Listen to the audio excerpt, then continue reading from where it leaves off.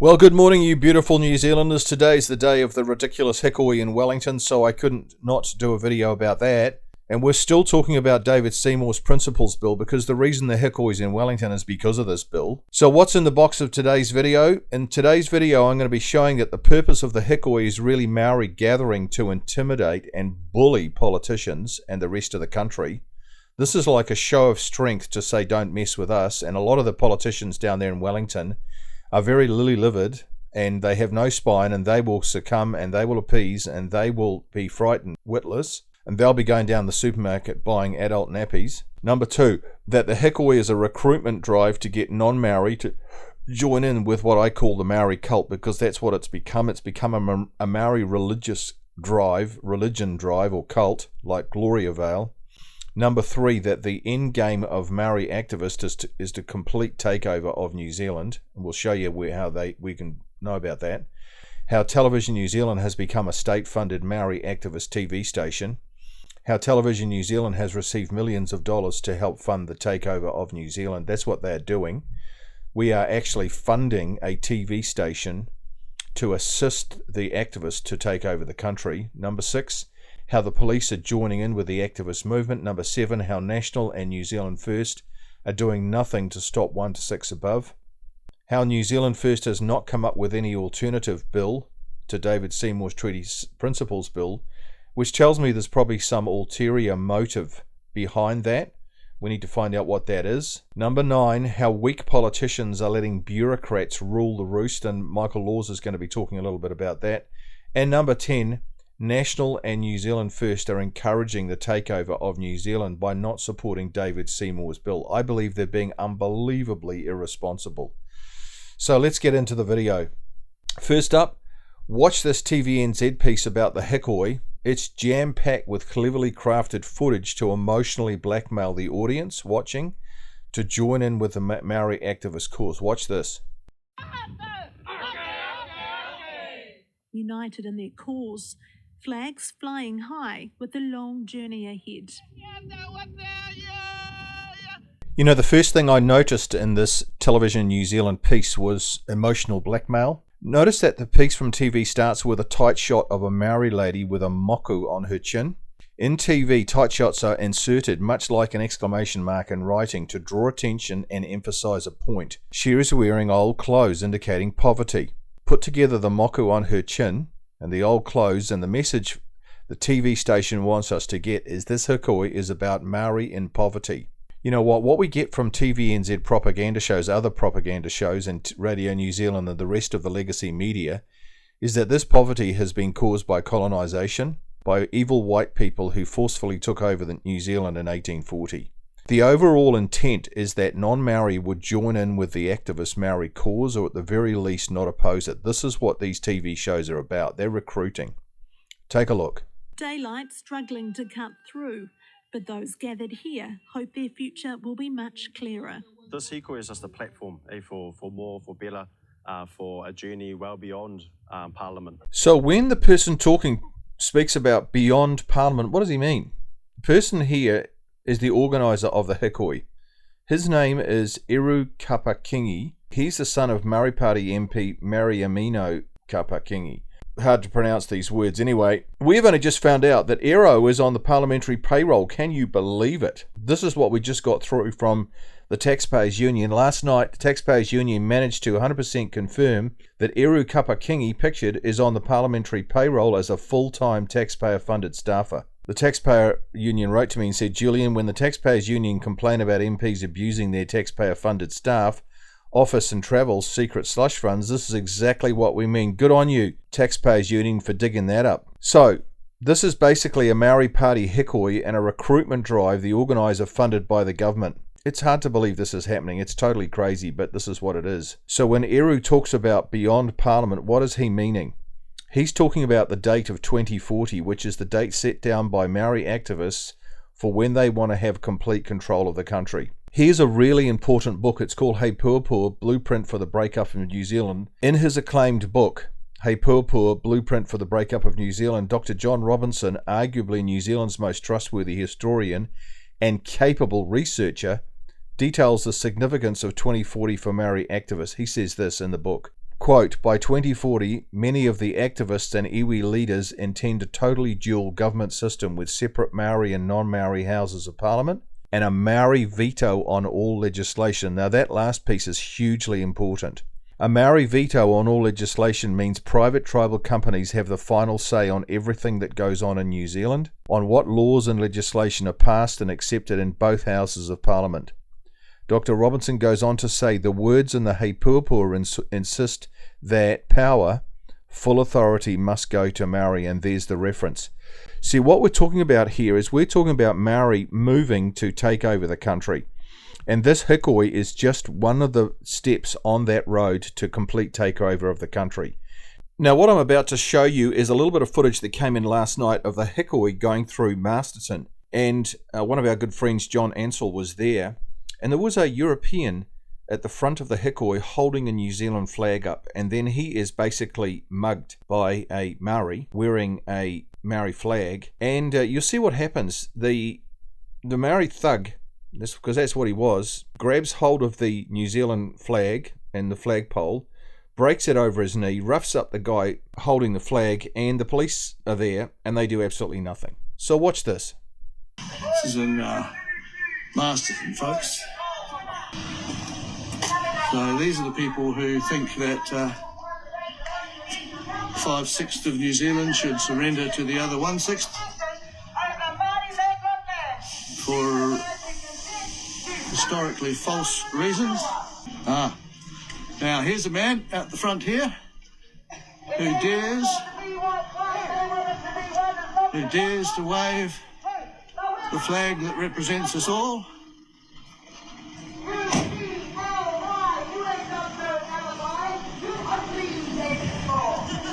Catch up with him.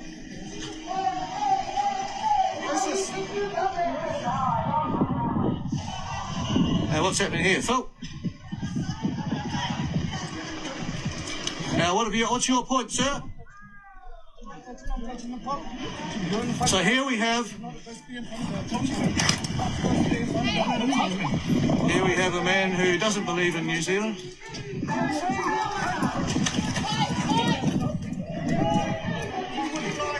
Aren't you a New Zealander, sir? Aren't you a New Zealander? Are you ashamed of your country? Don't let him touch me, sir. Well, why can't we have a flag? Why can't we have our flag up? This is the New Zealand flag. Are you opposed to New Zealand, are you? So here we have it, the spoilt 1/6. So there you have it. You get the, I'll just go back a bit with this. You get the police here. This is actually a policeman, and you can see it's a policeman. He does nothing. See, on his shoulder there is his police badge. There you go. He's a policeman. The guy with the Maori guy who's just snapped the flagpole, he should be charged with willful damage, surely, and assault, but he's not. So the police do nothing. That guy should have been, the guy with the Maori flag on his back, he should be taken aside, got his name, and charged, but nothing. See what happens? And you'll notice here, I just want to go back over that, he takes his flag, and he breaks it over his knee. This is the New Zealand flag. Are you opposed to New Zealand, are you? So here we have it, the spoilt 1/6. Just before we move on, let's analyse what happened in this incident, because we need to just think about this. The European with the New Zealand flag is protesting peacefully, isn't he? Yes, he is. He's not breaking the law, is he? No, he's not. He's just walking down the road. And he's a good distance from the protesters, so he's not confronting them in a threatening way. He's just walking along the road. The police are right there. The Maori smashed the flagpole of the European. Police are right there, and they do nothing to the Maori who committed the assault and willful damage. What is this? Well, I'll tell you what it is. It's a clear example of two-tier policing alive and well in New Zealand. That's what it is. Exactly what it is. Now, when you add to this LUXON's behaviour over the last 2 weeks and since he became Prime Minister, you know, the picture is pretty bleak. You've got a Prime Minister here who is in bed with the activists, and you've got the activists taking over the country, being paid by the government. What the hell is going on? Dr.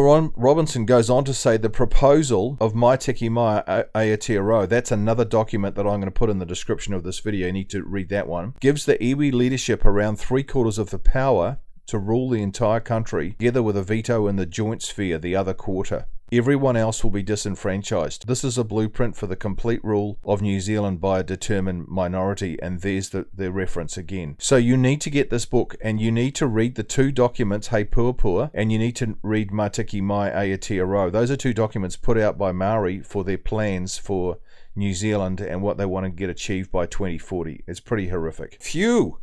Man, this is a roller coaster. There's so much going on in New Zealand right now politically, and it is all bad. I'm telling you. The only good thing about it is that it's all coming out, what's really going on. And I'm very, very happy about that, because the more Maori overplay their hand, the more the public of New Zealand are going to wake up and see what the hell is happening in our country. So let's get back to the original footage that I was showing you of the Television New Zealand item about this Hikoi. So let's go back there and see what we've got next. To send a signal to the whole world that we will keep marching until we get our sovereignty. Wow. Did you hear that? The person speaking here is Honi Harawira. So it's coming, as it were, right out of the horse's mouth. He said, quote, "We are going to keep marching until we get our sovereignty," unquote. Sovereignty, according to the dictionary, means complete power or supreme power. In other words, Maori are going to keep marching until they're the supreme rulers of New Zealand, till they get total control. Now, you've got to be a bit careful, because these guys are tricky. They talk a lot about Tino Rangatiratanga, don't they? They say this means, quote, self-determination, but what they really mean is Maori taking back the country and ruling and reigning. So don't be fooled about the talk of a dual government or power sharing or getting a seat around the table. Those are all just a ruse. That's smoke and mirrors. In the fine print is the key word veto, which means Maori will have the final say in everything that goes on in New Zealand. There you go. Okay, back to the Television New Zealand news story about the Hikoi. Watch this. Gets worse.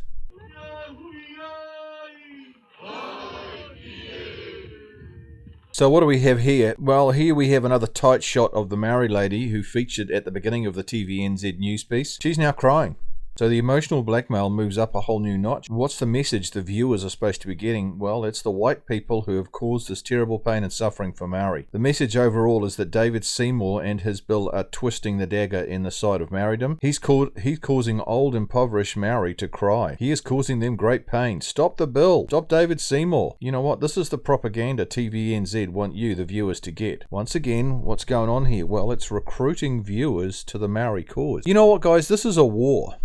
This is a media war. This is the sort of stuff that happened in 1920s and 1930s Germany. It's about capturing people's minds. That's what it's about. And they're doing it in every kind of way. Now, I've just produced a book called 19 Strategies Maori Activists Are Using to Take Over the Country. I want you to read that book. I need you to get that book and to read it and get it out to everybody in the country. Because what's going on here is pretty much what happened in Nazi Germany, 1920s and 30s, in terms of propaganda. It's high level. It's sophisticated, and it's relentless. And there are white woke people who are joining in, which is the saddest thing of all. You know what? The other great sad thing for me about this TVNZ footage is that 99% of Maori do not have a clue about our history. And what do I mean by that? Well, I mean about the marvels and benefits and glories of Western civilization. That's actually why Maori chiefs invited the British here in the first place. They have not a clue about what Maori have received as a result of colonization. All the 99.9% of Maori have heard is that they are victims, that they are oppressed by white people, that colonization was evil, that all Maori land was stolen, Maori was subjected to genocide, and on it goes. You know what? I believe that Maori lady is genuine in her crying, but she's genuinely wrong about her past. That's the thing. It's sad, because many Maori are getting sucked in by all this. Maori just need to look around to see all the benefits that they are receiving from colonization and be happy people. Why aren't they? Why aren't they happy people? Well, because they've been trained to be unhappy. It's called radicalization. Do you know what? The reality is that Maori activists need to be held account for screwing up the lives of so many of their own people, including now thousands of their children, taking them out of school, putting them in Hikois, radicalizing them, putting them in these schools where they just get radicalized. Where are the Maori leaders setting up courses for Maori on how to develop character, showing Maori how to make a great success of their lives? Where are these people? For without character, no one succeeds in life, believe me. That's where they should be looking. These kind of Maori leaders are nowhere to be found. Why is that? For this reason, this Hikoi is not a celebration. For me watching it, it's a tragedy. It's full of pathos. evoking tears of sadness, genuinely. They are like the lost girl looking in all the wrong places for love. That's how I see the Hikoi. Johnny Lee, you're pretty funny, man. You can also sing. I think we need some music. I'm ready to do it. All right. You gonna look for love in all the wrong places? I don't hurt to look. You can get a menu. That don't mean you got to order. Lay it over. John Travolta said, "Turn it up. That's my favorite song." I love you for that.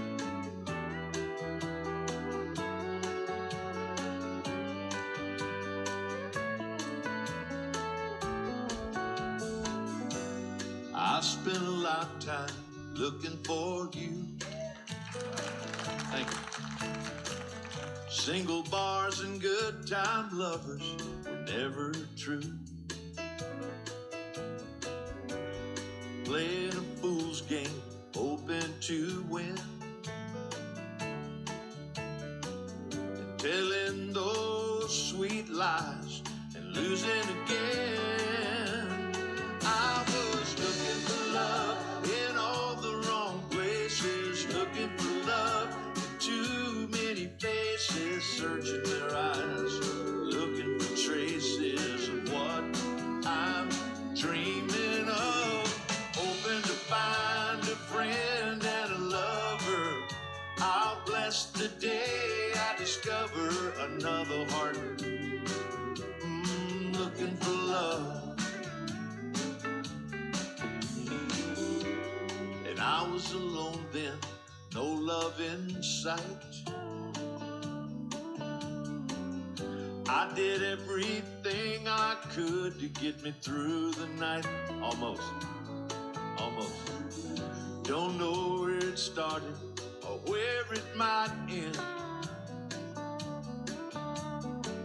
I turned to a stranger, just like a friend, 'cause I was looking for love in all the wrong places, looking for love in too many faces, searching their eyes and looking for traces of what I'm dreaming of, hoping to find a friend and a lover.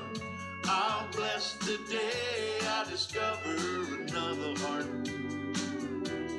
looking for love. You came knocking at my heart's door. You're everything I've been looking for. There's no more looking for love in all the wrong places, in too many faces, searching their eyes and looking for traces of what I'm dreaming of. Now that I've found a friend and a lover, God bless the day I discovered you. Oh, you, looking for love in all the wrong places, in too many faces, searching their eyes and looking for traces of what I'm dreaming of. Now that I found a friend and a lover, God bless the day I discovered you. Oh, you, looking for love. Take it on home. What a group. What a group. The story of my life in a song. I was looking for love. Okay, let's go right back to the beginning. This is where we started, and I said what's in the box, and this is what we were supposed to have covered in this video, that the purpose of the Hikoi is really Maori gathering to intimidate and bully politicians and the rest of the country. We've covered that. That the Hikoi is a recruitment drive to get non-Maori to join the Maori cult. We've covered that in this video. That the end game of Maori activists is to take complete control of New Zealand. We've covered that. Now, what we didn't get to in this video is how TVNZ has become a state-funded Maori activist TV station, how TVNZ has received millions of dollars to help fund the takeover of New Zealand. We did not get to how the police are joining in with the activist movement. We saw a little bit of that, but I didn't go into any detail. Number 7, how National and New Zealand First are doing nothing to stop 1 to 6 above. We didn't even touch on that. How New Zealand First has not come up with an alternative bill, and why is that? And I'll talk about that. And number 9, how weak politicians are letting bureaucrats rule the roost. And number 10, National and New Zealand First are encouraging the takeover of New Zealand by not supporting David Seymour's bill. So really, we only got to number 3. So tomorrow I'm going to try and bust through to 4, 5, 6, 7, 8, 9, and 10. All right, see you tomorrow. Thanks for watching. Please like, share, and comment. It really helps. And thanks for those who are giving financially. You guys are absolutely incredible. All right, I'll put another video tomorrow and finish this off. See you later.